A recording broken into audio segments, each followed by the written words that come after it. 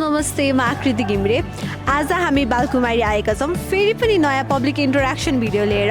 आज चाहिँ हामी सबैजनालाई नेपालको बारेमा नर्मली क्वेसन सोध्दै गइरहेका छौँ, which is presented by DNT entertainment.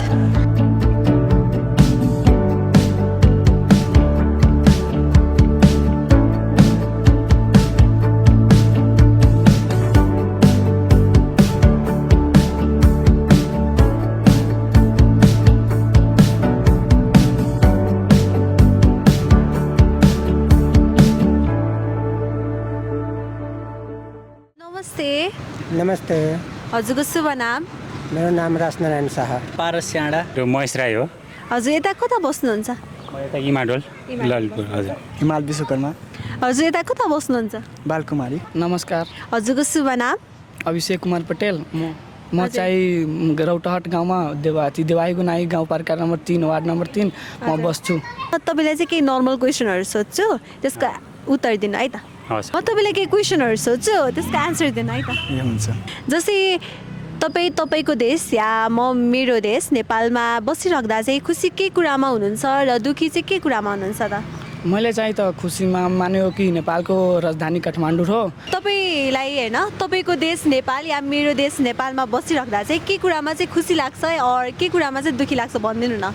नेपालमा जन्मेर चाहिँ खुसी लाग्नुको कारण भनेको यहाँको संस्कृति भयो, भाषाहरू भयो, अनि प्राकृतिक सुन्दरताहरू भयो, त्यही हो खुसी लाग्ने। चाहिँ दुःखी लाग्ने भनेको चाहिँ अब जबहरू छैन, जब गर्न बाहिर जानुपर्छ, भ्रष्टाचार बढी हुन्छ देशमा, त्यही हो।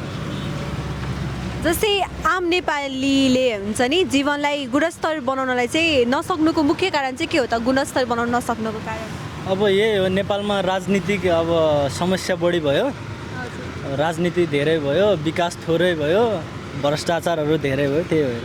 खुसी त अब यस कुरामा लाग्छ कि होइन आफ्नो देश सबैलाई खुसी नै लाग्छ होइन, आफू जन्मेको देश। दुःखी चाहिँ यस कुरामा लाग्छ कि अब यहाँको जति पनि नेपाली युवाहरू छ नि, अब रोजगारको लागि चाहिँ अब सधैँ विदेशी छ होइन, विदेशतिर जान्छ।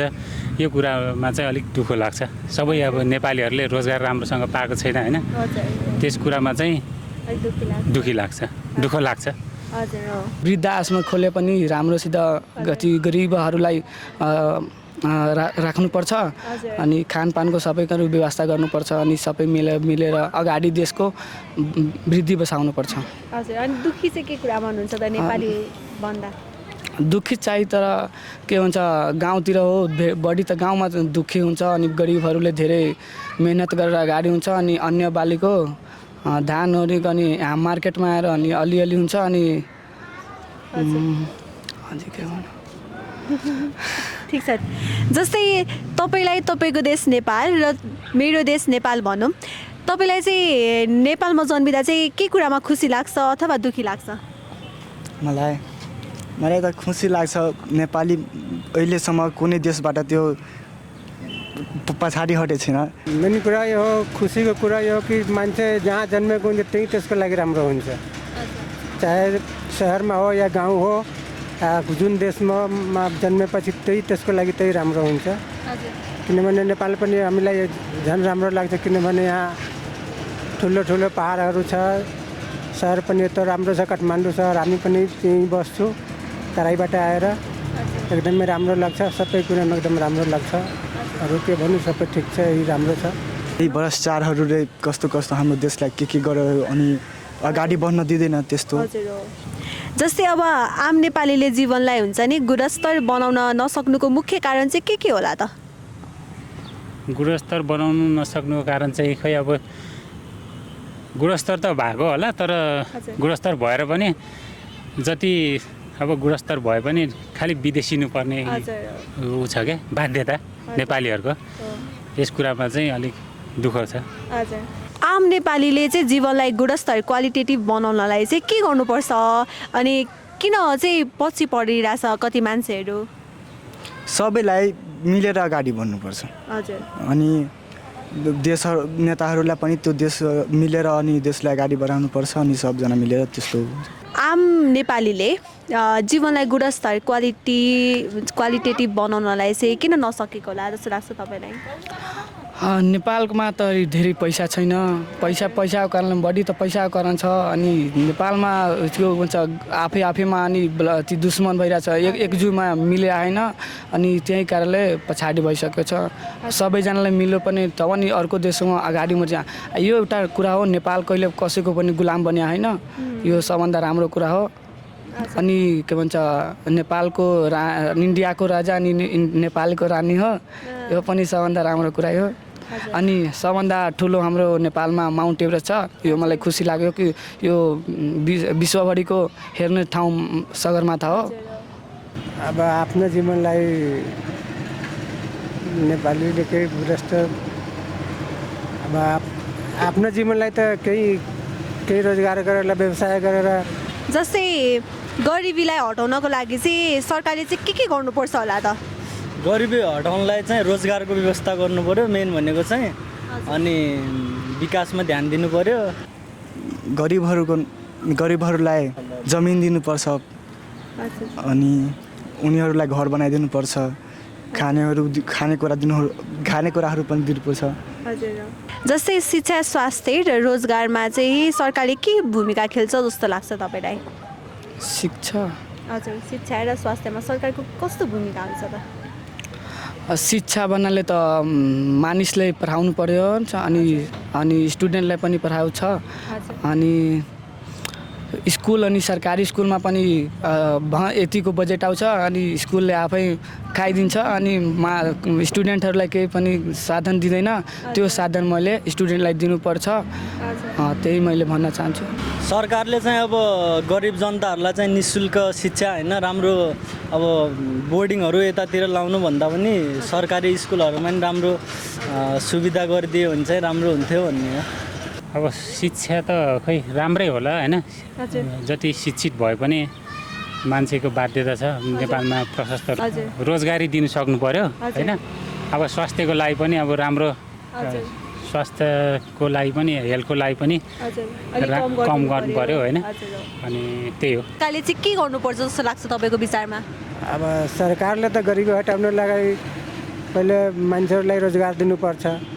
अब ठुलो कारखानाहरू आएपछि मान्छेको त्यसमा काम लाग्छ, रोजगार पाउँछ युवाहरू मान्छेहरू पढे लेखेको या नपढे लेखेको पनि सबैले केही कल कारखाना आएपछि त्यहाँ काम पाउँछ, रोजगार पाउँछ।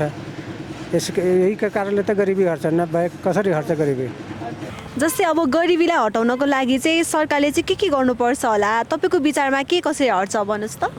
गरिबी हटाउनको लागि चाहिँ तपाईँको अब सरकारले होइन रोजगार दिनु सक्नु पर्यो, रोजगार दिनु पर्यो, अब बेरोजगार हटाउनु सक्नु पर्यो होइन। अनि अब जति दक्ष भए पनि हामी नेपालीहरू चाहिँ विदेशी बाध्यता नहोस् होइन, नेपालमै रोजगार होस्, नेपालमा रोजगार पायो भने गरिबी हट्छ भन्ने चाहिँ मेरो धारणा छ। जस्तै अब गरिबीलाई हटाउनको लागि चाहिँ सरकारले के गर्नुपर्छ जस्तो लाग्छ हजुरको विचारमा? गरिबीलाई हटाउनु पहिला त्यो नेताहरूलाई सबै अलिअलि सहयोग गर्दा सबैजनाले अलिअलि मात्र गरिबीलाई सहयोग गर्छ नि, त्यो कहिले पनि गरिब हुन सक्दैन। सबै नेताहरूले अलिअलि मात्र सहयोग गर्न पनि कहिले पनि गरिब हुन सक्दैन। जस्तै अब तपाईँलाई शिक्षा, स्वास्थ्य र रोजगारमा चाहिँ के गर्नुपर्छ जस्तो लाग्छ सरकारले? शिक्षा, स्वास्थ्य, रोजगारमा त यही देशमा सब चिजको व्यवस्था गर्नुपर्छ, किनकि हाम्रो देशको सब जनशक्तिहरू के को सिपहरू सिकेर अर्को देशमा गएर बसिहाल्छ उतै, अनि त्यो जनशक्तिहरूलाई यही देशमा राख्नको लागि त्यसको चाहिने जति रोजगार दिनुपर्छ।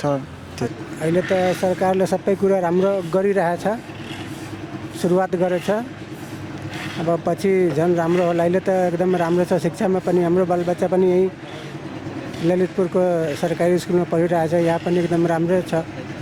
अब पहिलादेखि अहिले त झन् राम्रो भइरहेछ, पछि योभन्दा नि राम्रो हुनसक्छ होला। अब स्वास्थ्यको लागि त त्यसको लागि त्यो पनि राम्रै छ, तर शिक्षाको हामीलाई थाहा छ, जानकारी छ, कहिलेकाहीँ स्कुलमा पनि जान्छु।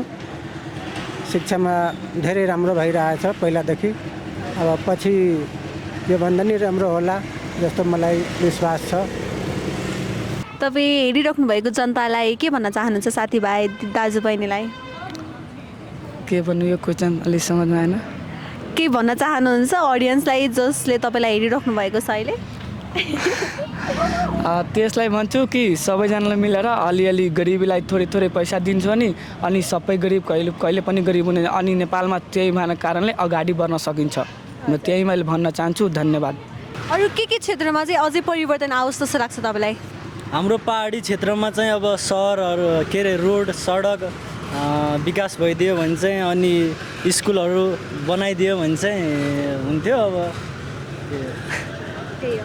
हजुरको समयको लागि धेरै धेरै धन्यवाद। हस्, थ्याङ्क यू म्याम। जस्तै अब तपाईँलाई मनपर्ने कुनै नेता हुनुहुन्छ अहिले संसदमा कि खोइ हुनुहुन्छ जसले चाहिँ राम्रो काम गरिरहनु भएको छ जस्तो लाग्ने तपाईँलाई? छैन, मलाई कुनै पनि कोही छैन है? छैन।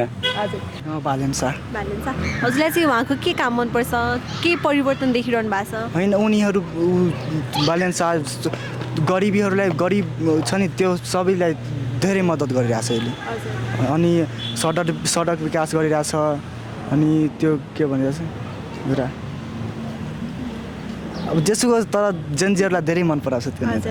तपाईँलाई मनपर्ने कुनै नेता हुनुहुन्छ वा उहाँको बारेमा के भन्न चाहनुहुन्छ? अहिले त मेरो मनपर्ने हो अहिले बालेन सरकार छ अनि घन्टी छाप छ, त्योभन्दा सबैभन्दा राम्रो हो।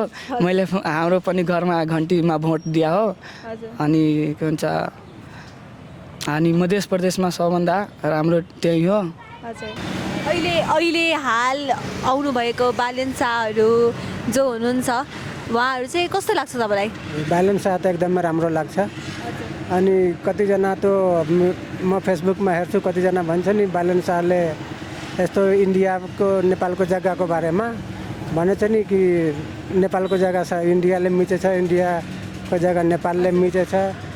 त्यस्तो कुरामा धेरै मान्छेहरू बोलिरहेछ, म पनि मोबाइलमा हेरेको। तर यस्तो बालेन शाहले किन भनेछ भने उहाँको सोच के छ तर मान्छेहरूको सोच के छ त्यसमा धेरै फरक छ नि। अब उहाँले के सम्झेर यस्तो बोल्नुभएछ, हामीहरूको सोचभन्दा उहाँको सोच त धेरै अगाडि हुन्छ नि। अब पछि के हुन्छ यसको बारेमा त्यो त उहाँलाई थाहा होला, केही सोचेर यस्तो बोले होला। यसको बारेमा बालेन शाहलाई कसैले नराम्रो भन्छ त्यस्तो भन्नु पर्दैन, किनकि उहाँको सोच अनि हामीको सोचमा धेरै फरक छ। म यही भन्न चाहन्छु मान्छेहरूलाई कि यस्तो नबोल्नको लागि, किनकि यो यस्तो बालेन शाहले केही सोचेर यस्तो बोले होला। त्यसको लागि बालेन शाह हामीलाई धेरै मनपर्छ, राम्रो छ, राम्रो काम पनि गरिरहेछ, ठिक छ। जस्तै सरकारमा पुग्नुभएका नवयुवाहरू जुन छन् नि सांसदमा बसिरहनु भएको छ उहाँले चाहिँ के परिवर्तन लिएर आइदिनु भएको छ जस्तो लाग्छ तपाईँलाई? उहाँहरूले चाहिँ अहिले जस्तो लाइसेन्सकै कुरा गर्दा पनि लाइसेन्स प्रिन्ट गर्दा पनि पहिला धेरै ढिलो हुन्थ्यो, अहिले चाँडो भइरहेछ। हाम्रो रिजल्टहरू जस्तै एसीको +2को अहिले चाँडो भइरहेछ। शिक्षामा पनि राम्रो भइरहेछ, विकासहरू पनि भइरहेछ। अब एकैचोटि चाहिँ हुँदैन, बिस्तारै भइरहेछ। के भन्न चाहनुहुन्छ अडियन्सलाई जसले तपाईँलाई हेरिराख्नु भएको छ अहिले? त्यसलाई भन्छु कि सबैजनाले मिलेर अलिअलि गरिबीलाई थोरै थोरै पैसा दिन्छ अनि सबै गरिब कहिले कहिले पनि गरिब हुने अनि नेपालमा त्यही भएको कारणले अगाडि बढ्न सकिन्छ। म त्यही मैले भन्न चाहन्छु। धन्यवाद। Thank you. धन्यवाद।